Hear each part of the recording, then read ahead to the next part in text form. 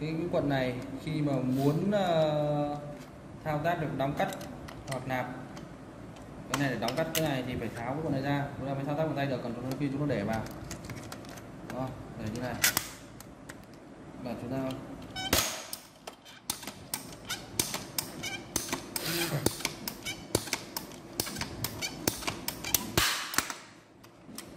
là nó không thao tác được. Nó khóa đúng không? Nó bị khóa.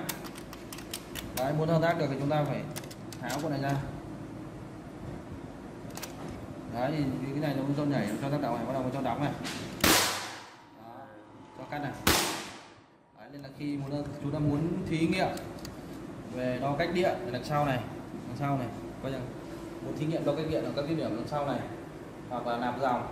Rồi thì muốn thí nghiệm được đo tiếp xúc với nạp dòng chúng ta phải đóng on. Mà muốn đóng on được thì chúng ta phải rút con này ra, chúng ta nạp cái cần nạp này lên.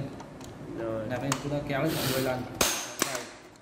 2 này, 3 này, 4 này, 5 này, 6 này, 7 này, 8 này, 9 này, đấy khoảng 90 lần. Đấy thì bắt đầu chúng ta mới rút con này ra, chúng ta mới đóng cắt được. Để bây giờ chúng ta muốn đóng lên này. Đấy, đóng lên thì chúng ta mới đo được cách điện. Đo cách điện để trở tiếp xúc. Hoặc là bơm dòng tác động. Đo cách điện thì chúng ta phải cắt ra.